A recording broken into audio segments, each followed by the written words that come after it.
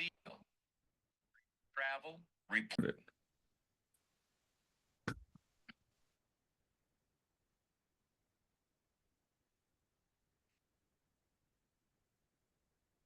And good morning, good morning, good morning, everybody. Thanks for jumping in. We're gonna get started in just a couple of seconds. Thanks for coming.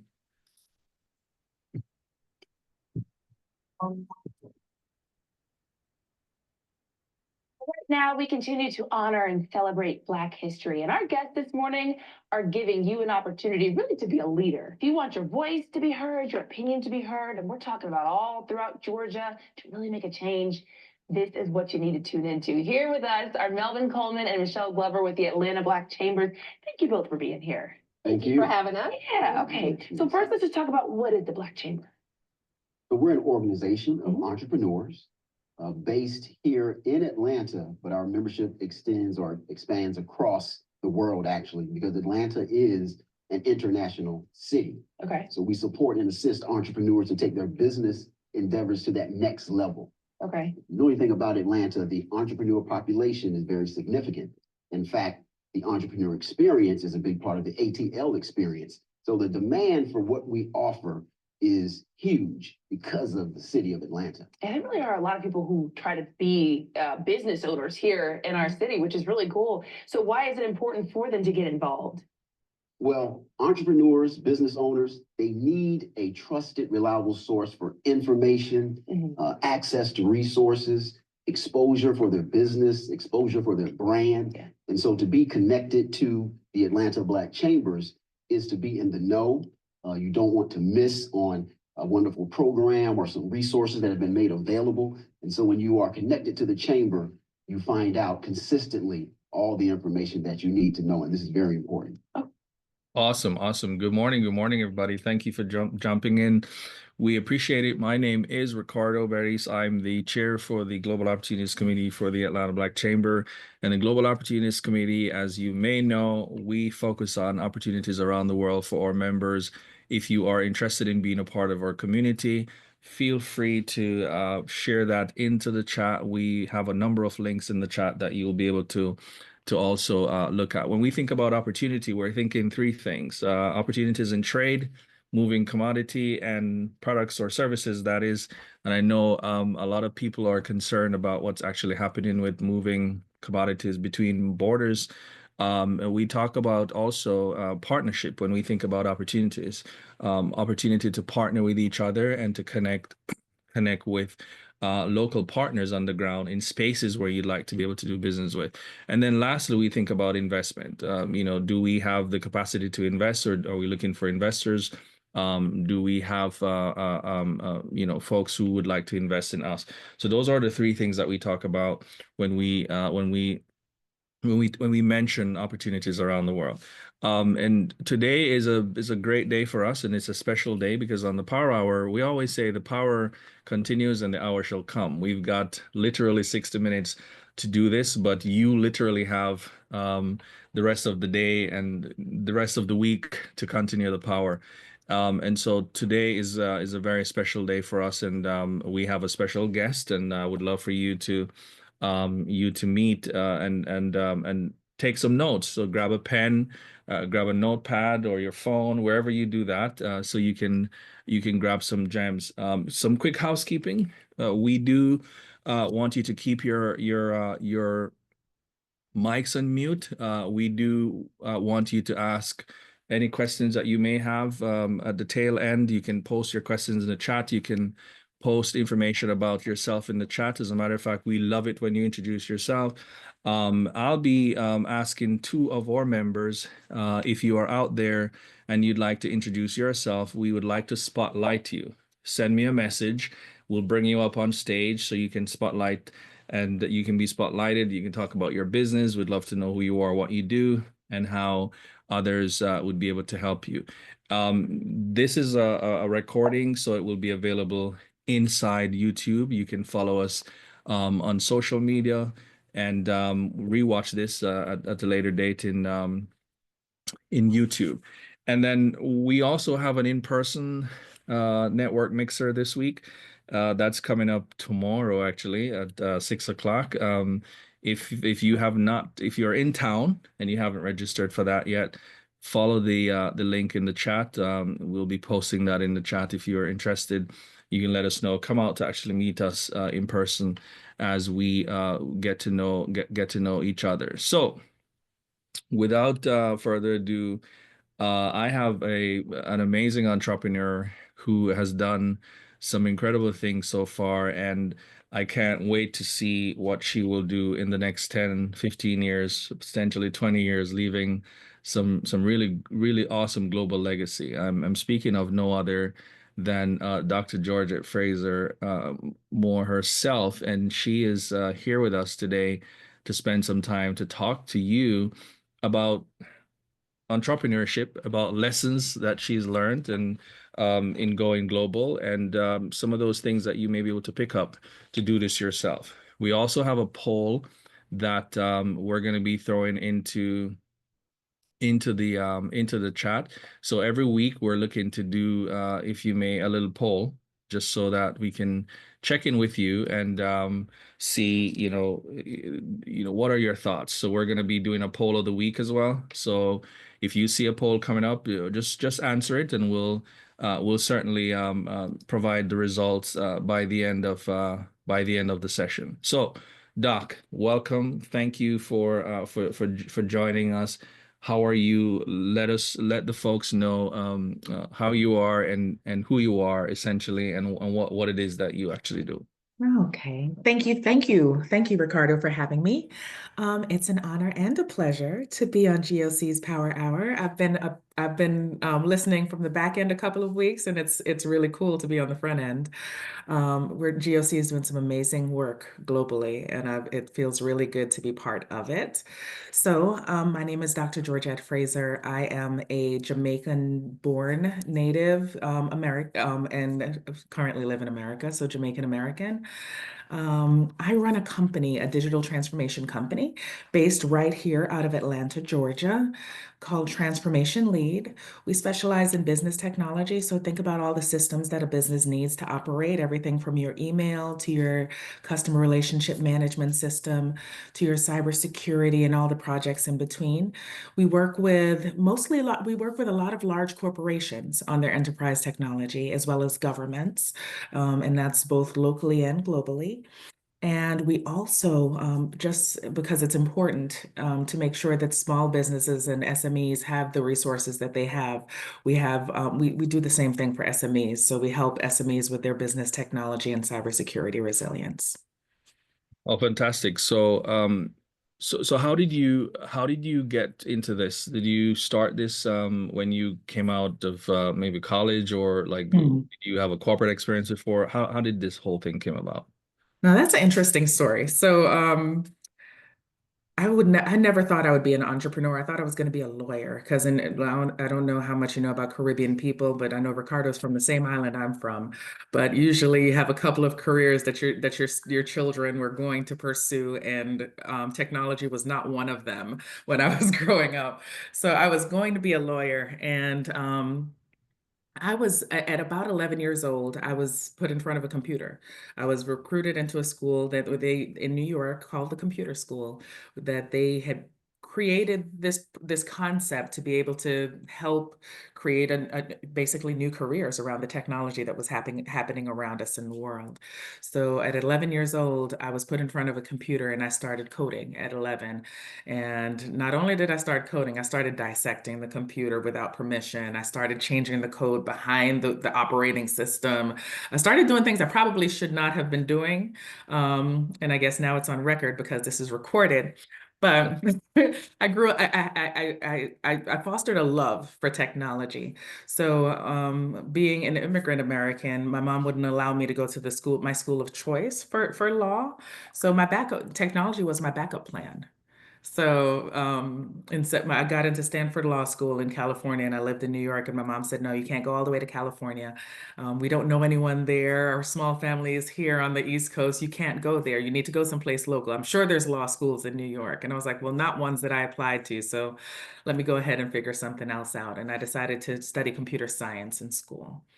So I was a computer scientist by, educationally in undergrad. I decided to continue with my master's and did an MBA. And then I decided to continue that and then do my doctorate in organizational change and leadership. And somewhere along that journey, I worked in a lot of jobs. So they always say Jamaicans have 100 jobs. I had 100 jobs. It felt like I did just about everything. So, in technology, I've worked as an engineer, as a developer, as a cybersecurity specialist, as a business analyst, as a project manager, as a program manager, as a product owner, for very, very large corporations to help their systems work internally, as a database analyst, a database administrator, went all the way up to the director level. And then from enterprise, local, very large companies, I started working for global companies abroad. So that's kind of leads into my global story, which I started consulting. And I worked out of Amsterdam for several years and worked back with US businesses, but for a Dutch company, and did a lot of work from Southeast Asia all the way through to the European countries and South America. And eventually that transposed into my own company, where I decided to, instead of taking jobs and working 9 to 5 and contributing as an individual contributor, one of the things that was important to me was, well, for me, I figured I came from, again, a very small island, from a very, a family that didn't have much, and technology created something for me that was extraordinary. It created opportunity. Um, so it created, wealth. It created, a life for my children. And instead of having that for myself, I wanted to create more jobs in that space. So instead of taking my next job, I decided to create my next jobs and started the company so that I can create jobs and not just work with corporations and do big things, but also invest in the next generation of technologists to help them light that spark in them, even if they're 11 or 55, and help them create careers to be able to take care of themselves and achieve things that they never thought was possible. Yeah, no, wow, that's incredible. And you talk about being just curious at 11. How important is curiosity in this life of entrepreneurship? Like how important it is as you journey to building an entrepreneurial career, is curiosity. Like why should people be so curious? I mean, you started it from so young, and the fact that you did all these different jobs, I'm sure curiosity had maybe something to do with it, if not everything. Curiosity plays a huge part in it. I think when I hire individuals right now, the number one thing I look for is for them to be curious and want to learn more and think outside of the box. And I think that that's one of the things, not just in technology, but as an entrepreneur, is truly important. So I'm glad you brought that up. I never really thought about how much curiosity plays in the life of an entrepreneur. We have to think outside of the box every single day of our lives. We're continually being, especially look at the dynamics of the world right now with the federal government and the president and of the United States doing a bunch of changes, dramatic changes that impact the global economy. Just a couple of years ago, the pandemic changed everything that we knew about how business was going to operate for the next several years, and it's kind of changed it forever. But that curious mind of an entrepreneur is actually what keeps us going. It allows us to be able to think in a way that others don't think. It allows us to be able to be sustainable in environments where the changes are coming fast, and we're able to think and figure out ways to be able to navigate the world around us. As an entrepreneur, I think that if I was not curious, if I was not always looking out to learn something new, to be part of something else, to attend a GOC Power Hour, to go ahead and join the chamber, I'm curious, what are they doing over there, right? There's opportunities in other countries. Let me go ahead and see what those look like. That's all curiosity. And that allows us to be able to, again, grow as individuals, but grow our business. Wow, that's powerful. Talk about this journey so you started Transformation Lead, and did you know that you were gonna sort of, I know you didn't necessarily wanted to do business, so to speak, but did you know that Transformation Lead would have gotten to where it is today? Like when you started, how old is the company now?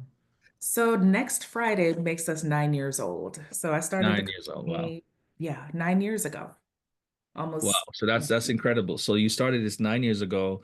Did you know you'd be here? Actually, because of look, my curious mind and my big dreams, I thought I'd be way beyond here by now. But you know what? This is pretty cool. But I did not imagine this either. Yeah. So, as a business owner, I think that curiosity, you're like, hey, I'm just going to start this business, then it's going to grow, and then we're going to do all these things, and everything's going to line up perfectly. It doesn't necessarily work just that way. It's just like life, right? We have all Yeah. of these plans, and our plans is not exactly how it ends up working out at the end.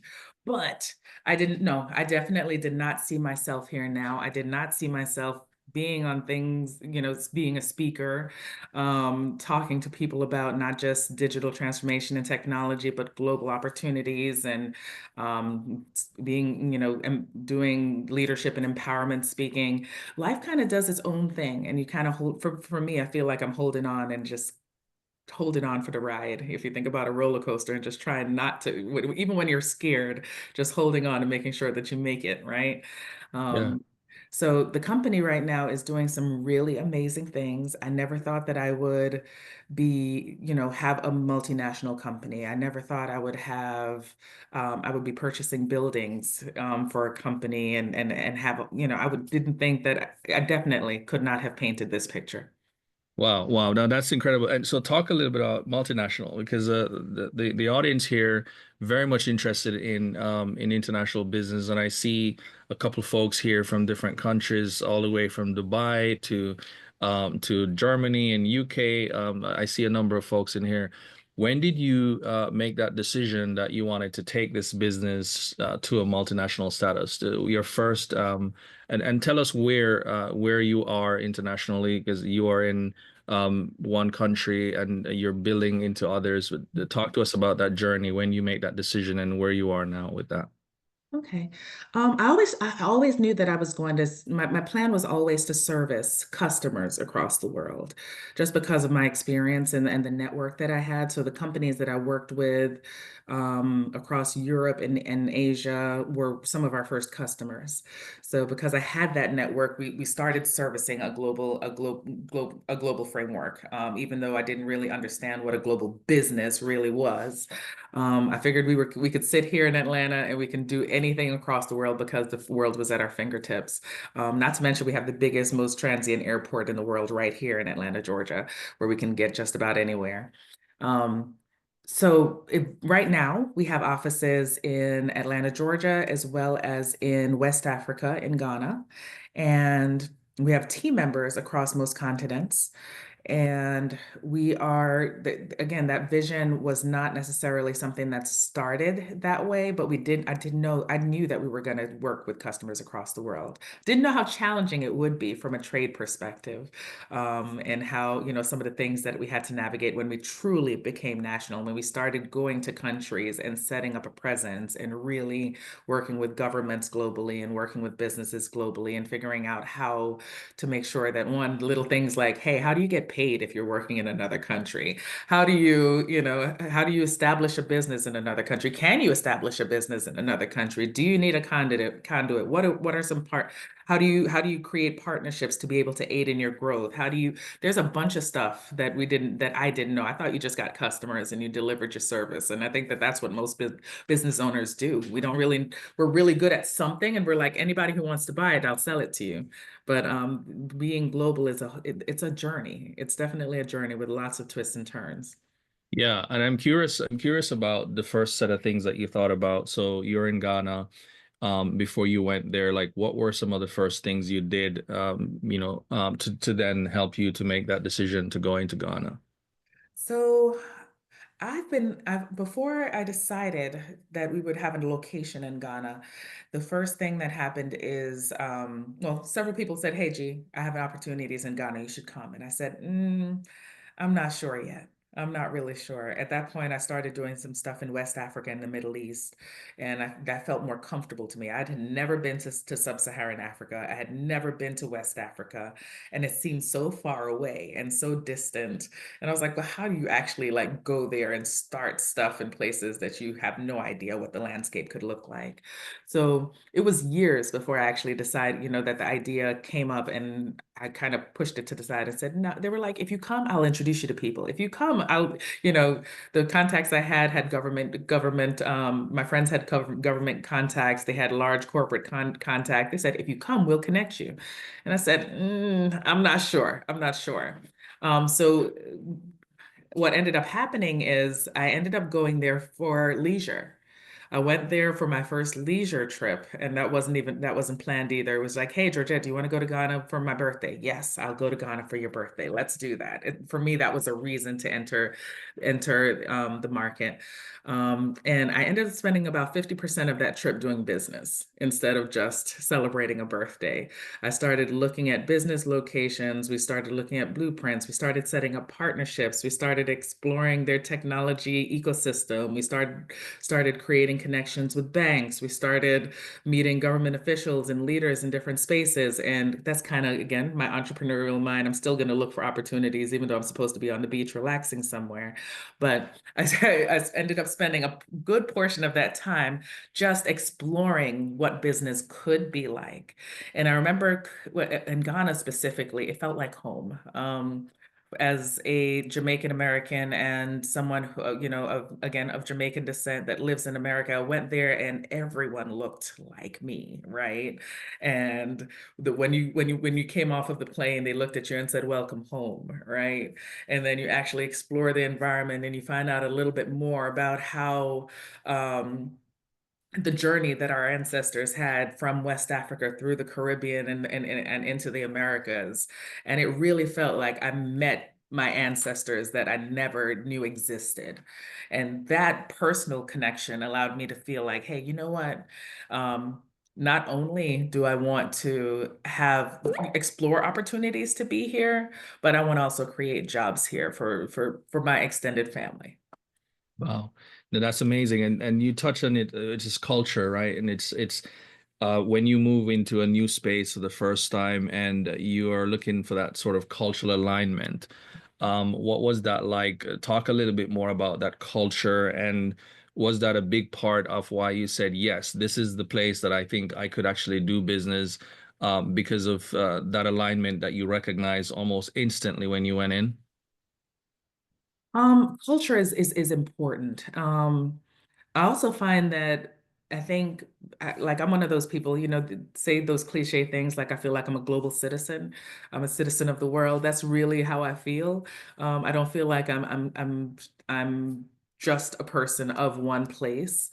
So when I go anywhere, I kind of make my way and make it feel like home, create genuine relationships, connect with people in a way that it's not superficial, which I think probably has also aided in the success of business, right? Because I'm able to go anywhere and be able to create real meaningful connections that can foster and grow into other things. So when I went to Ghana, the culture was probably a little bit easier for me. Being able, because it felt like home, the food, how people greeted each other, how well, there were some nuances that I had to get used to, like I remember one thing I could not, I mean, it's just like any other country that I go to, and they have the nuances of ways they say things and do things. I remember people saying, yes, please, and no, please. And I'm like, why are they saying please so much? I mean, Jamaicans are we say please and thank you a lot, but Ghanaians, they say please for absolutely everything. I was like, you don't have to say no, please. No, I'm just joking. I adjusted. I did one of the biggest things I learned doing global business is that you don't ask people to adjust to your way of doing things. You adjust to their cultural way of doing things. So understanding the nuances of how they communicated, how they worked, how they welcomed others, how they how communities were built was important. And I think the first thing that we didn't actually jump in and say, okay, we're going to go do business and let's go do XYZ. Let's start doing really functional things. The first thing we did was build relationships. So we started building relationships and finding out what the people that we were connecting with, what they needed, what support they needed, how they needed, the technology ecosystem. What is it that's missing here that we can help support you with?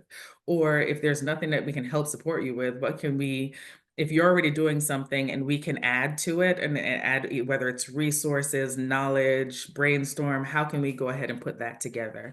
Or we even partnered with nonprofits and built relationships where we helped build a digital innovation lab or a digital lab in a very rural school. Before we even started business, we drove out to where what I would say is the middle of nowhere, right? So you're nowhere near the city. There's dirt roads. There's the school was kind of like one of those old country schools like in Jamaica for me, where, the classrooms don't have windows, some of them don't have doors. You may not have a roof in some areas because it seems like it's being built, but it's been built for a while kind of school. And we helped secure a room and build and provide laptops and provide training for the teachers and provide resources and technology and robotics and 3D printers and all of these wonderful things to be able to, again, help feed into the existing environment before we ever even said, hey, you know what, we want to do something here. It's like, how can we support here and become part of the ecosystem without needing or wanting anything first? Wow. So you look at ways to add value even before you then went in and started business. I've got one other question on funding. Where did you get this? How did you find this money? How did you finance this? I mean, now you're in the US, you're extended to Ghana, like you've been doing these things. Talk a little bit about the finance. Capital is a big challenge in our community. So how did you orchestrate all this capital to do all these things? So capital is a big thing for businesses altogether, and especially businesses of color. I find that we don't really prepare as well as Black business and businesses of color around the world. We end up funding things ourselves, which is exactly what I did. When I started my company, I basically took, I've saved up. I was like, hey, I'm working in large enterprise. You guys want to give me lots of money a year to do my job. Let me tuck some of this away. And then that became my seed funding to be able to start paying salaries and setting up things for my company. When you're looking to go global, there are resources out there that you can leverage. Just like if you're starting your company, there's resources you can leverage. You can get seed funding. You can go to a bank and get a startup loan. You can go and do, but we still tend to do things as Black people across the world. We do tend to do things a little bit differently and still lean on ourselves and there's also systematic things that we don't necessarily have to get into that makes it quite a little bit harder for us to get the same resources that some other people can get. So yes, I leaned on my savings. I saved up for this. So even as a business, so when we decided to grow globally, we had to save up for that. We had to set aside funds to be able to invest. It was an investment. It was a huge investment to be able to, we spent thousands of dollars in multiple trips for myself as well as other employees to go to Ghana and be able to, and again, do all of the things that I said we were doing. We had to go there. We created relationships. We didn't ask for anything at first. We still don't really ask for anything. We try to give as much as we can versus asking for anything. But that was an investment we had to make. But there are resources like the STEP grant, and we have leveraged the STEP grant. And depending on where you're coming from in the United States, the government has a ton of resources that they have in the past. We don't know what's going to happen tomorrow, but helped companies, small and large, be able to export their services and products. So knowing that some of those things, so I think my first business trip that was official business to actually my second business trip, official business to West Africa, was partially funded by the U.S. government by utilizing grants by the Small Business Association, called the STEP grant. And in that, you still have to have the funds up front to pay for it, but they reimburse some of your costs. So you don't have to spend all of the money on your own to be able to enter a new market. Yeah, that's interesting. So there are some funding that you can tap into that's available out there. And for folks who are just joining, welcome. We actually do have a poll with 2 questions, or poll of the week. We're asking 2 things, and one of the questions that we asked, Doc, was as it relates to what you do, and that's around cybersecurity. We ask if folks have ever done a cybersecurity assessment of their business before, and 83% of them says no. So there you have it in terms of how important this is, and I want to kind of go into the business of what you actually do, and you've been obviously able to help so many corporations and entities with their cybersecurity, with training, and this is a real opportunity to speak to these folks who have never actually done this before. The second question that we ask, if you're international, if you actually have a visa to travel to the US. And why are we asking this? Well, if you haven't heard yet, we do have a conference coming up in October, so I do want to make sure that we get that plugged in. And the conference is going to be built around B2B matchmaking. How do we ensure that you're not just coming to a conference to window shop, get tired, and then go back home? It is business to business matchmaking all day for the periods that we're actually there. So we really want you to really meet some amazing people and do some business together. So 60% of you already have a visa, so that's good because it's easy to then get in town if you already do that. And for the rest who doesn't, then make sure that you try to get in early to see how best you can get yours to come out here. But Doc, I want to go back to this question, the poll. Why do you think so many people, and is this a reflection of sort of what's happening in the larger business community around cyber security assessment? I mean, what is this that we're seeing here? So I think the first question is like, what is a cybersecurity assessment? If so many companies have not done anything yet with it, or some people, they may not even know what it is, right? So as a technologist, as I said, when I was 11 years old, I started going behind the systems and figuring out ways to do things. I was like, well, what does this code do? How can I change this? Can I change how it starts up? That's kind of the front of cybersecurity. There are people that are exploring things behind your computers, that are looking at code and changing things, but usually those turn into developers and people that can explore and expand technology. But there are also bad players or bad actors in the world that, including governments and as well as individuals, that go into systems and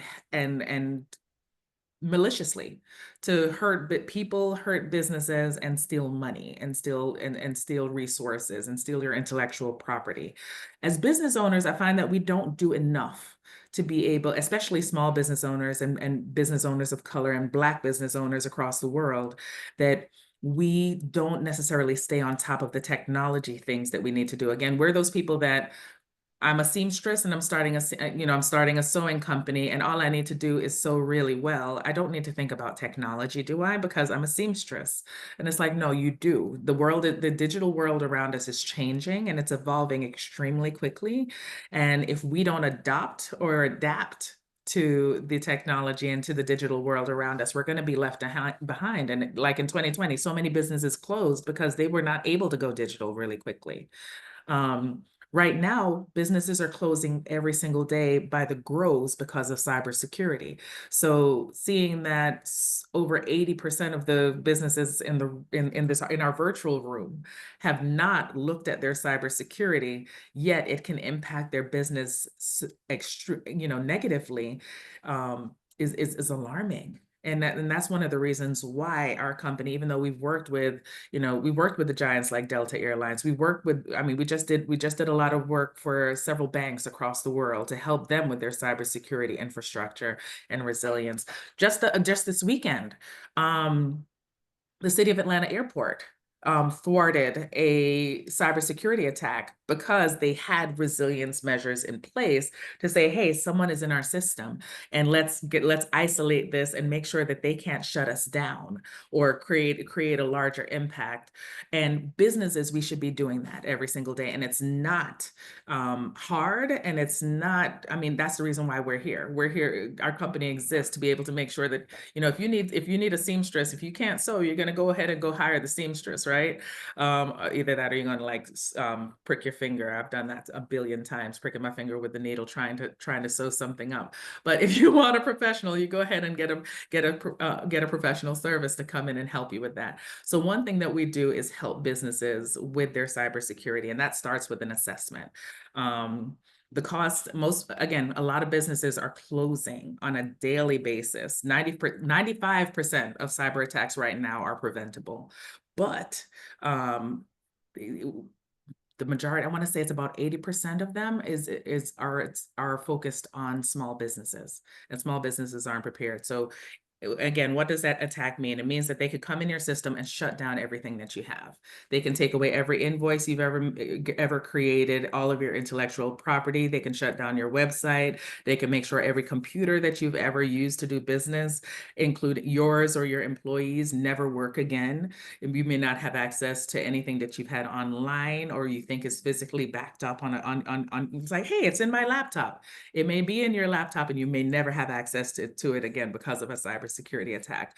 Most businesses I know cannot survive that. I know my business would not be able to survive if every single thing that we've ever created over the last 9 years went away. Every customer email, telephone number, every contract, every bit of work that we've done, every project plan, everything. If it were to disappear, our business wouldn't exist. And we have a goal to be able to help small businesses across the world, to be able to help them secure their infrastructure and help them be more resilient, so that, again, we can't stop bad people from doing things.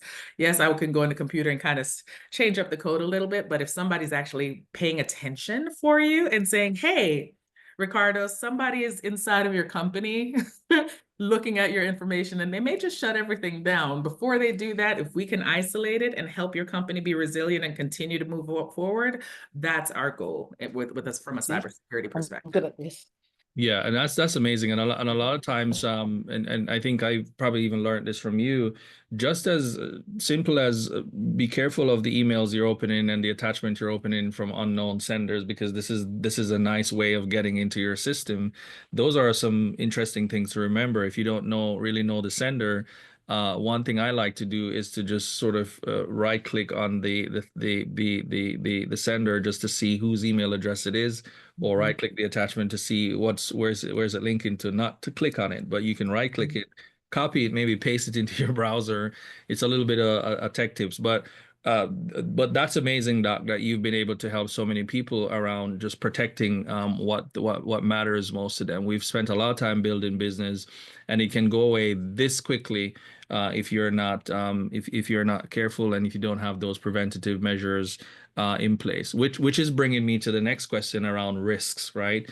Around risk and challenges, because there's none of the opportunities that we explore comes without its fair share of risks and challenges. It's sort of the law, right? The law of positive and negative, right? There's always going to be those things. And I want to ask you, what are some of the risks that you faced when you made the decision to go to Ghana to open up? You've also just opened up another location here in Atlanta, and we also want to learn about those risks as well. But before, I just want to say, folks, if any of our members would like to be spotlighted, so if you're a GOC member, ABC member, you want to be spotlighted, send me a message. I'd love to bring you up to just give you a couple seconds to introduce yourself. We like doing this. We like talking about you, and we like you to talk about you.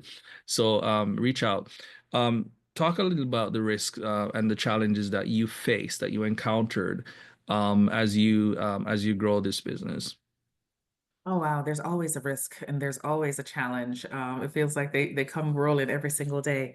But if I were to kind of zoom into some, even going into a new market, some of the risks is presence, right? So if you are going into a new market, you have to physically be there and physically be present.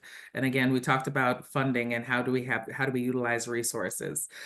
A lot of businesses don't have the expendable funds to spend 6 months to a year traveling to another country just to be able to foster an opportunity that may or may not come. We've taken a lot of risk in that aspect in going and investing in going to countries to be able to foster opportunities. We participated in trade missions, and I know the GOC does trade missions as well. I can't wait to go on one soon. But I've done trade missions privately as well as with the government or U.S. Department of Commerce.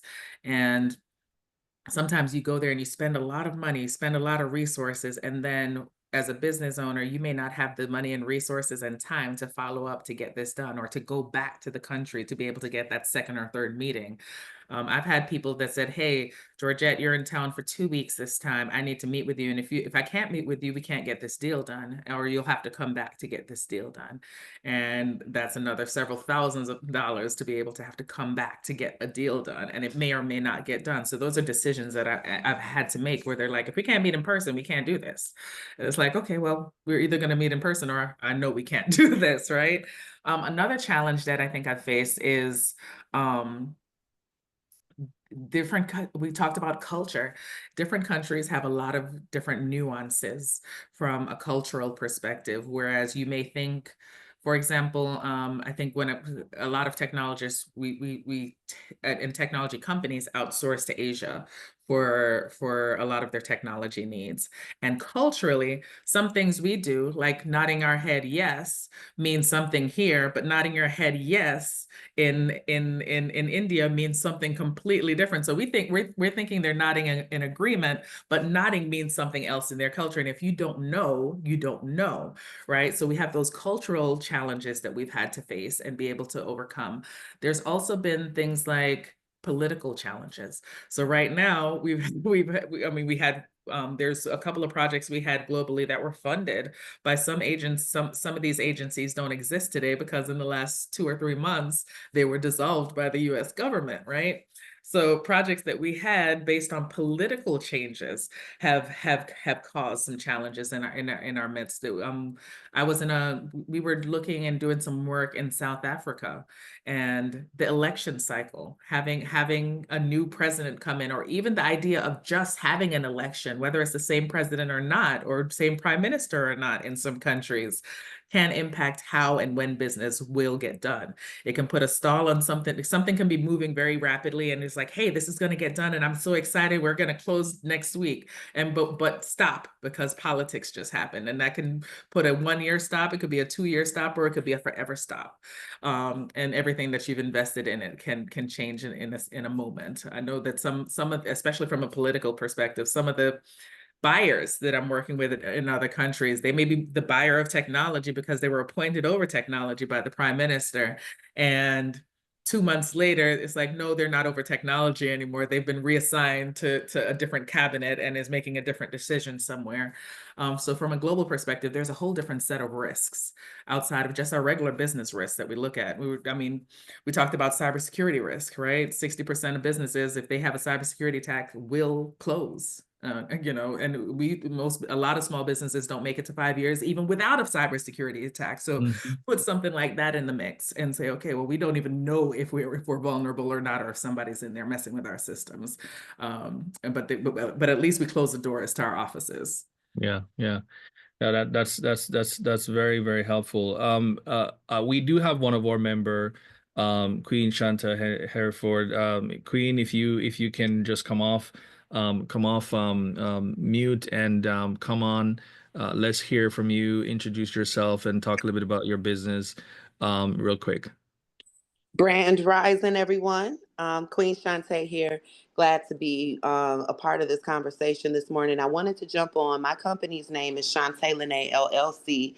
It's a business development agency where we focus on helping small and medium enterprises in the business formation and development phase. However, recently I've been going through transitioning, and I've shared that with some of you here as far as just transitioning my business model.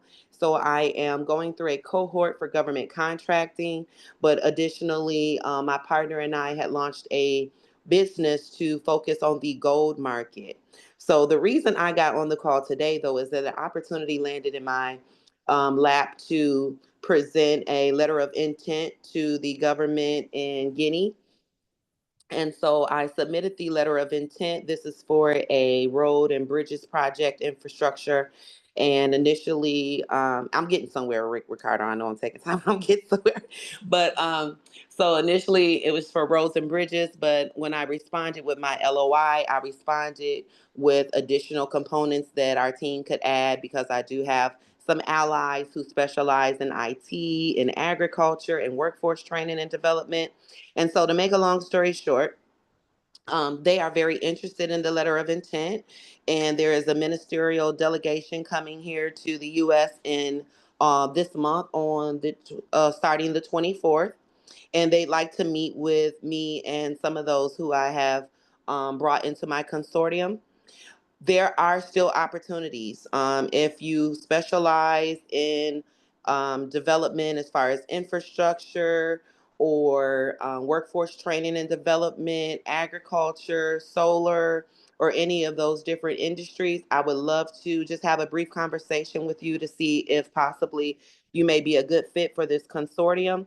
Another thing to develop from that is that we were also invited to submitted LOI to the Sahel states, and they would also like to have a discussion with us, which is Burkina Faso, Mali, and Niger.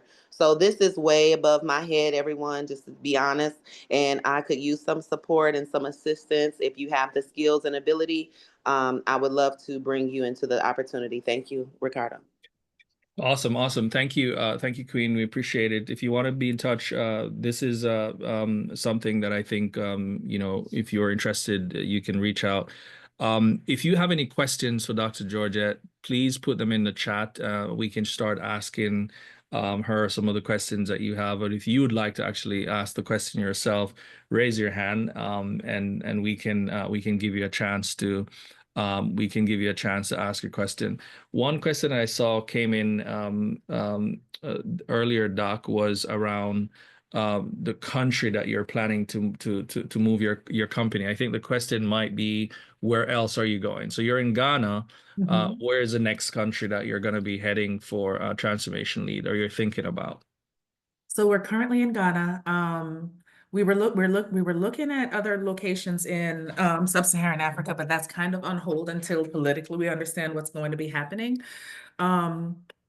We are fostering something in North Africa, so we're looking at Egypt.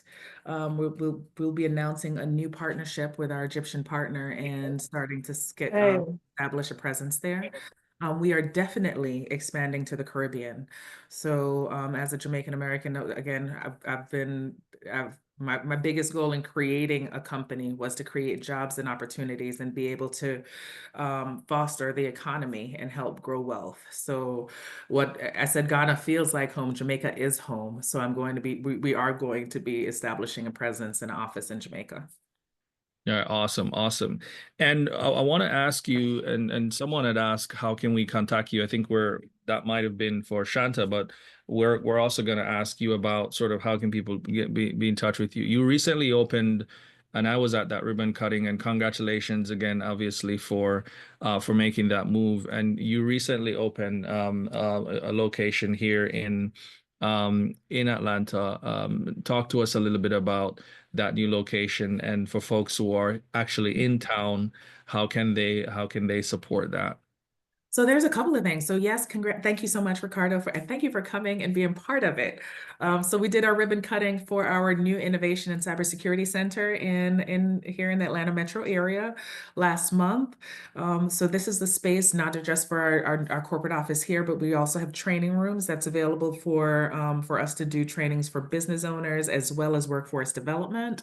We will have a training next week that I'll drop the link in the chat as well, that Actually for GOC, I may even give you a complimentary code if you would like to register, but we're going to have a cybersecurity for business owners as well as a cybersecurity training for non-IT people that will happen next week, Tuesday and Thursday, and it's limited seating. So if anyone would like to attend, I'll drop the link in the chat. I'll also share a discount code, which actually the code I'll share will make it complimentary for anyone who is a GOC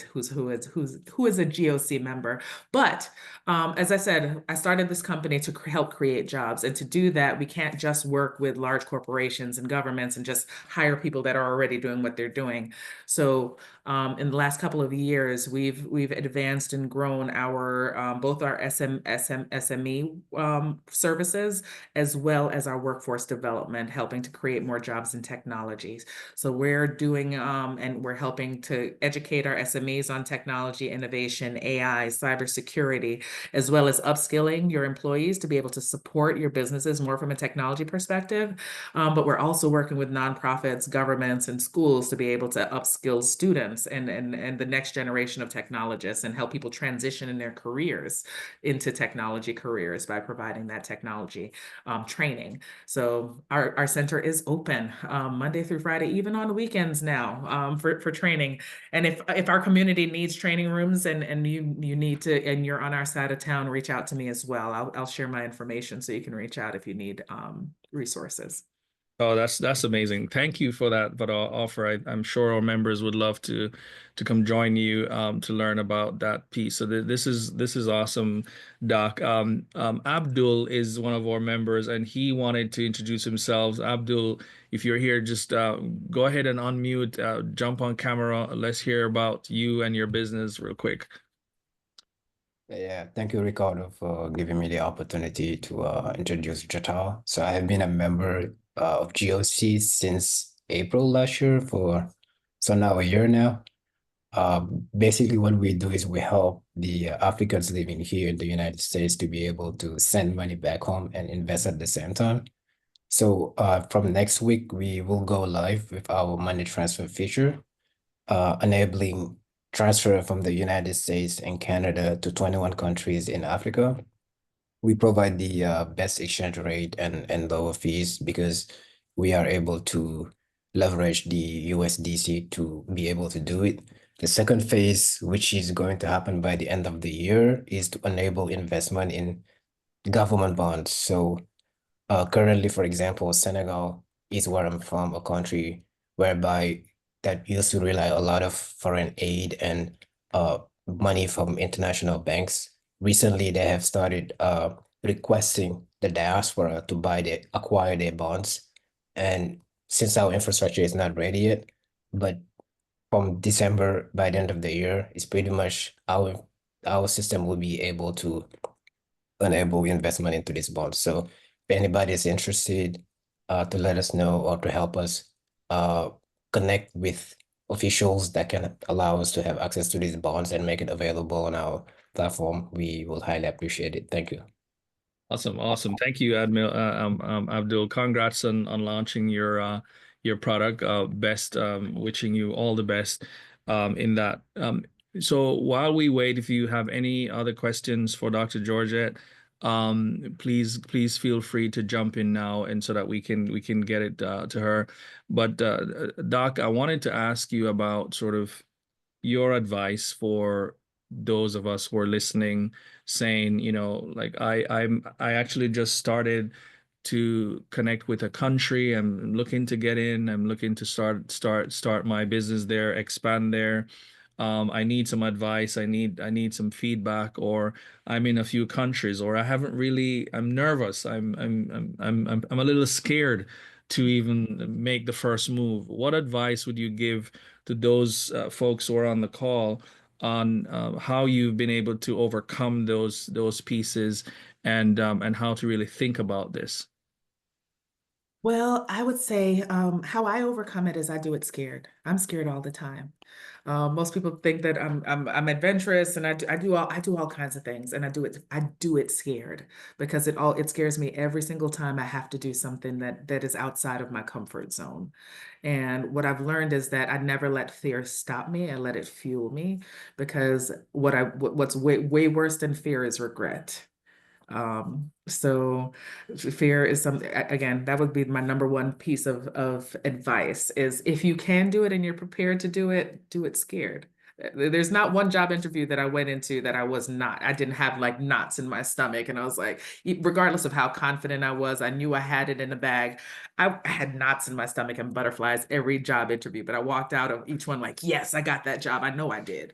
As an entrepreneur, you have to continue to do it scared. Don't ever let it say, yes, never let fear stop you. You have to do it and let it fuel you. Yeah, wow, that's incredible. Doc, this has been amazing. I think the folks here are delighted to have heard from you, and we want to support you. We're here rooting for you. And please feel free to let us know how we can help. I know you'd put the offer in the chat for folks who are interested. If you're in town, if you're in Ghana, please, and where in Ghana you are, you're in Accra, you said? Accra, yes. Okay, so and folks who are in Ghana, if you're heading out there, feel free to also let her know and connect.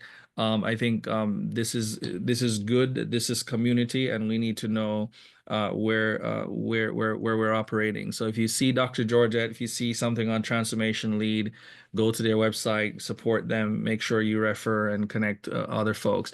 I'm sort of curious, as you know, I'm also curious, and I think all entrepreneurs probably are curious. I wanted to do a quick lightning round with you and probably make you laugh a little bit, or make some of us laugh, and just a quick lightning round. So the first thing that comes out, and you just bleep it, right? I'm just going to ask you a couple quick questions. I don't think we actually did plan this, but I thought it was going to be cool.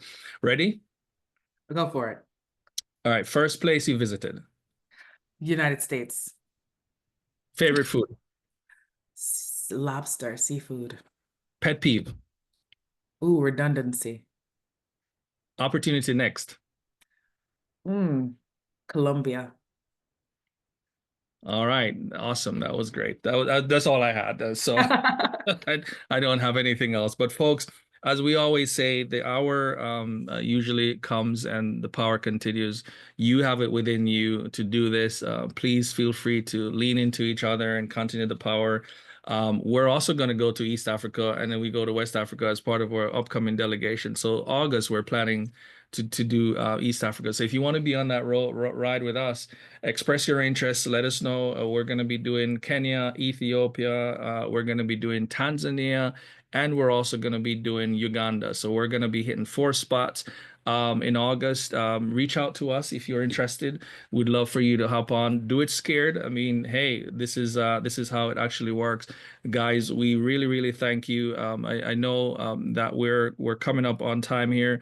I didn't see any of you had any questions, so I figured we did a good job in getting all the information out to you. And so, Doc, any last words that you may have for folks here as we call this a wrap?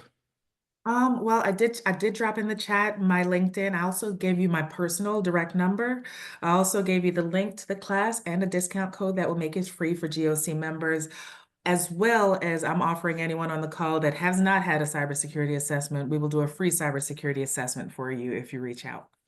Fantastic. And if you want to know anything more about GOC or anything that was shared, feel free to send us an email, goc@atlantablackchambers.org. If you want to know about the trip, you want to know about the conference, any of the things, we're actually here to help you. So thank you, guys. Keep the power going. The hour is here, and we will definitely do this again next week. We're cracking the code for folks who are interested in doing business in the U.S. We've got 2 fantastic guests that I really love these guys, and we dropped the flyer in the chat for you. Feel free to register and make sure that you invite someone who should know about this so that you can benefit. So we'll see you next week, same time, same place. Enjoy the Easter weekend, and we'll definitely be in touch. Thank you so much, everybody. Thank you, Ricardo. Thank you, Doc. This is great. Thank you. Thank you, guys.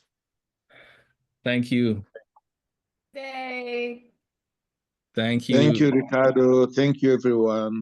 Thank you. Thank you, Johnny. Great job, Ricardo. Thank you, Absolutely. Thank Ricardo. you, Shirley. Thank you. Thank you, Kathy, South Africa. Thanks, Ricardo. Grand Thanks, rest. Ricardo. Thank you, Queen. Thank you, Ricardo. Appreciate you. Thank Happy to you. have you, Thank you. Dr. Fraser. Thank you all. It was Yeah, awesome. thank you, you. Dr. Fraser. Appreciate you too. My pleasure. Thank you. Thank you. Thank you, everyone. Thank you. Thank you, Marie. Thank you. Thank you. Bye-bye.